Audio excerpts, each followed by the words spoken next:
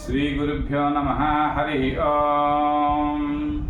వందేహం మంగళాత్మానం భాస్వంతం వేద విగ్రహం యాజ్ఞవల్కం మునిశ్రేష్టం జిష్టం హరిహర ప్రభం జితేంద్రియం జితక్రోధం సదా ధ్యానపరాయణం ఆనందనిలయం వందే యోగానందమునీశ్వరం. ఓం శ్రీ గురుభ్యో నమః. ఓం గణానాం త్వా గణపతిం హవామహే ప్రియాణాం త్వా ప్రీతం హవామహే నిధీనాం త్వా నిధివితిం హవామహే వసో మమ అహమజాని గర్భదం త్వమజాసి గర్భదం. ఓం శ్రీ గణపతి దేవతాభ్యో నమః. హరి ఓం. పరమాత్మా దేవతాభ్యో నమః. సూర్యనారాయణ దేవతాభ్యో నమః. ఆంజనేయ స్వామి దేవతాభ్యో నమః. యాజ్ఞవల్క గురుభ్యో నమః. కాన్వ గురుభ్యో నమః. కాత్యాయని గురుభ్యో నమః.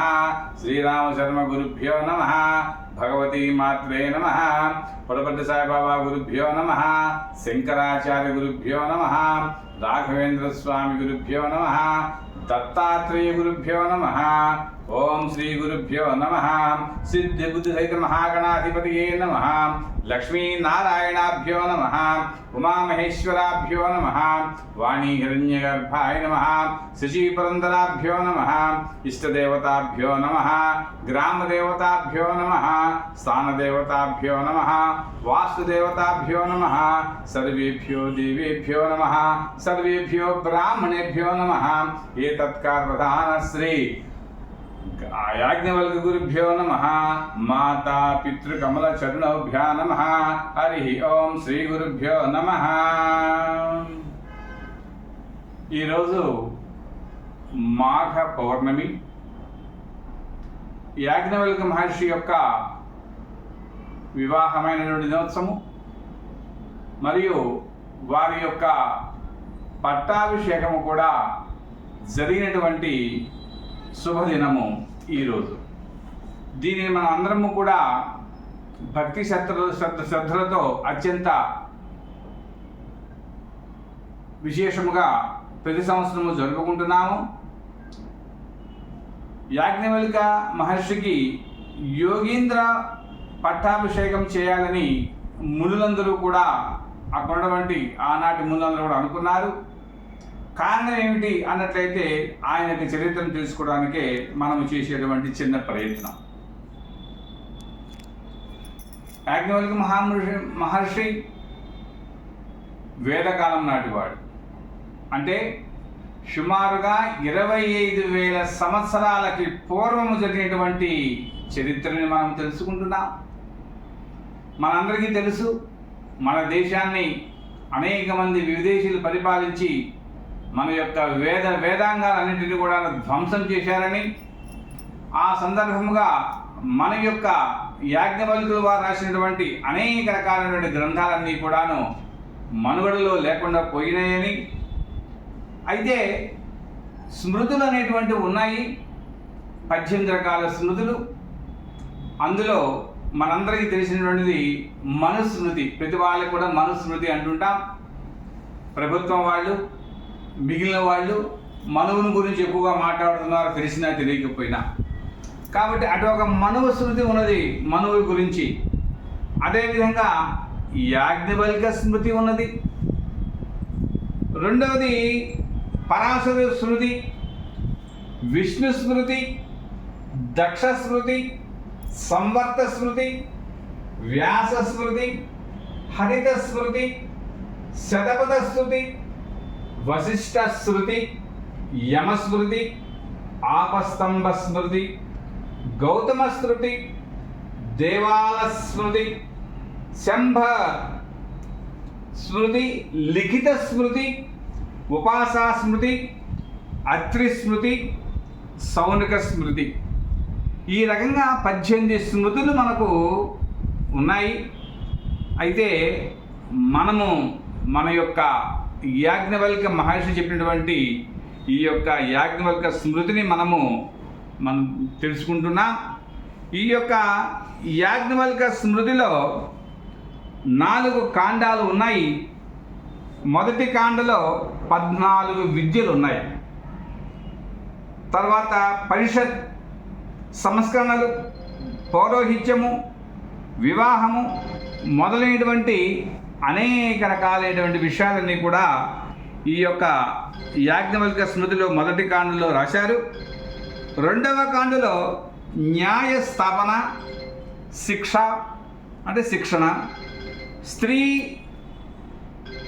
ధనము వారి యొక్క అభివృద్ధిని గురించి 3-4 కాండలలో అపరకర్మ, అశోచక శుద్ధి, యతి ధర్మాలు, మోక్ష మార్గాలు, ప్రాయశ్చిత్తము మొదలైనటువంటి అనేక రకాల విషయాలు మన యొక్క యాజ్ఞవల్క్య స్మృతిలో మనకు లభ్యమవుతున్నాయి. ప్రస్తుతానికి మన యొక్క యాజ్ఞవల్క్య శాఖలో ప్రస్తుతానికి మంది ఫాలో అయ్యేటువంటిది, మనం అనుసరించేటువంటిది కాండవ శాఖ, కాత్యాయని సూత్రంతో మనము ఫాలో అవుతున్నాము. కాండవ శాఖ ఈ కాండవ శాఖ మన దక్షిణాదిలో బాగా మనకు ప్రచారంలో ఉన్నది.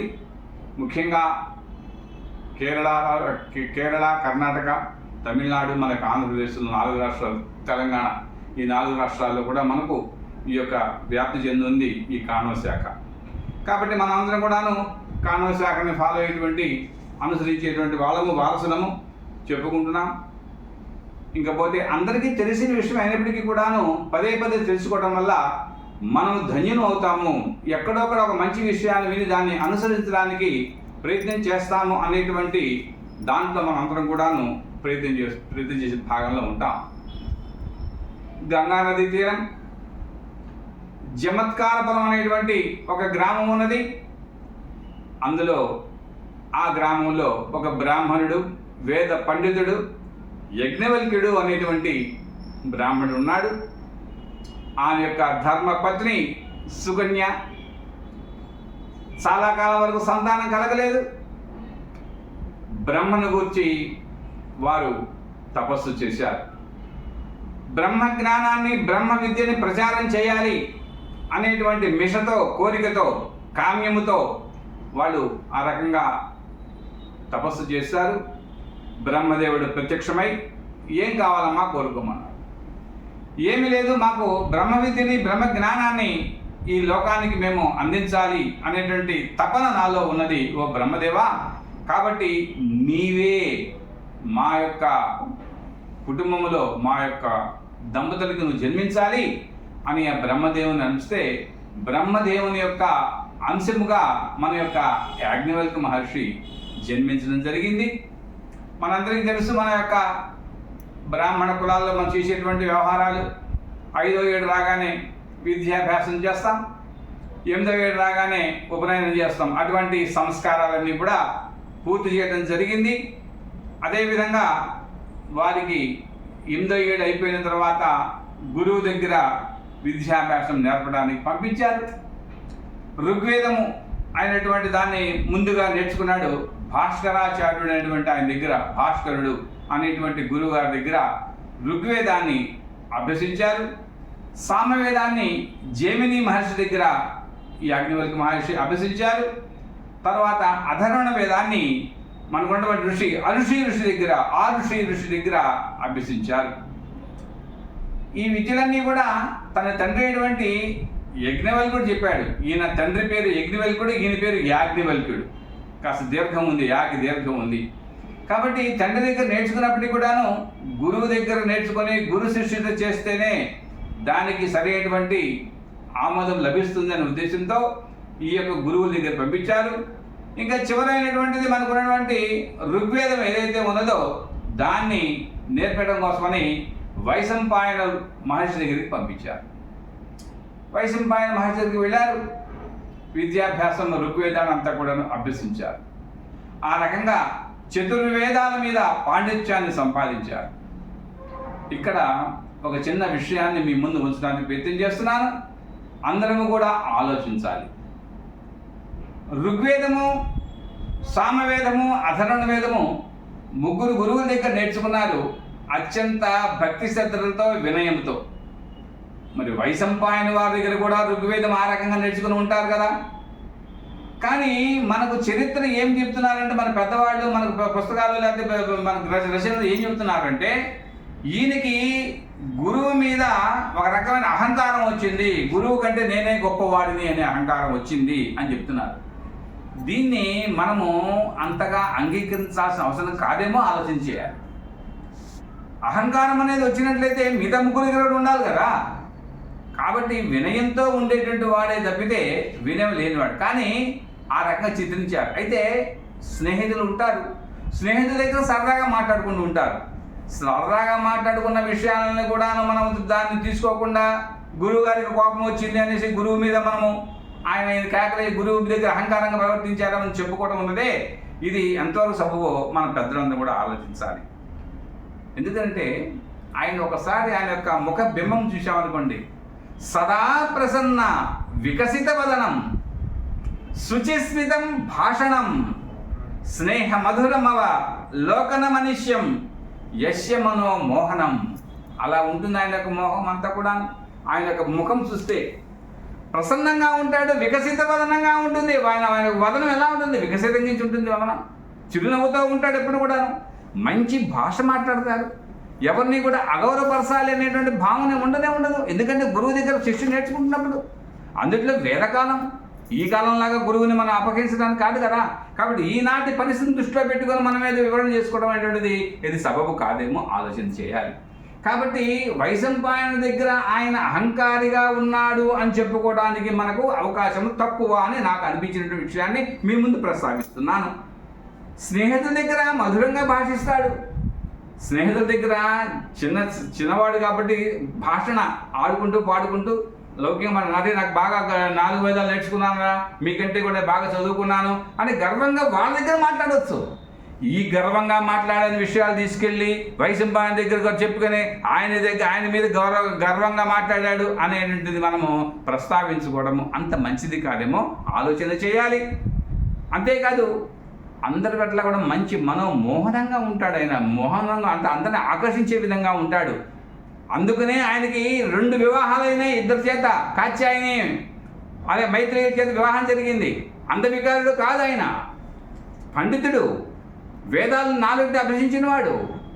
కాబట్టి ఆ రకంగా ఆయన దగ్గర ఉన్నటువంటిది. కాబట్టి అంత గొప్పవాడు కాబట్టి గురువు దగ్గర వైశంపాయన దగ్గర ఆ రకంగా అగౌరవంగా గర్వంగా ఉండేవాడు కాదని నాకు అనిపిస్తుంది. సరే, ఏదైనప్పటికీ కూడాను గురువుకి కోపం వచ్చింది. ఎందుకు కోపం వచ్చింది ఏమిటనే విషయం పక్కన పెట్టినట్టయితే, గురువు గారికి కోపం వచ్చిన తర్వాత నేను నీకు నేర్పినటువంటి విద్యలన్నీ కూడాను కక్కేయి అన్నట్ట. ఈ కక్కేయటం అంటే కూడాను ఇది ఒక రకంగా మనకు ఆలోచించాల్సిన విషయమే. ఇతను ఏకసంతగ్రహి, బ్రహ్మ యొక్క అంశమిచ్చేత పుట్టినటువంటి వాడు కనుక వైశంపాయనుడు ఏమనుకుంటాడు, నీ దగ్గర చాలా విద్య ఉన్నదయ్యా, ఏకసంతగ్రహివి, నా దగ్గర ఉన్న శిష్యులు ఉన్నారు, వీళ్ళంతా ఏకసంతగ్రహులు కాదు, కాబట్టి నువ్వు ఎక్కడైనా ఎప్పుడైనా నేర్చుకోగలుగుతావు. కనుక నువ్వు నేర్చుకున్న విద్యని వాళ్ళకి అప్పగించవయ్యా, ఇచ్చేయవయ్యా అని అడిగితే, మరి అప్పచెప్పడము గురువు దగ్గర నేర్చుకున్న నాడు కూడా ఎలా చేయాలంటే తను నేర్చుకున్న విద్య అంతా కూడాను ఏదో ఒక రూపంలో బయటికి రావాలి. అందుకనే తను నేర్చుకున్న విద్యని కణిత రూపంలో, ఎర్రటి కణిత రూపంలో, రక్తపు కణిత రూపంలో బయటికి ఇవ్వడం జరిగింది, వదిలేయడం జరిగింది.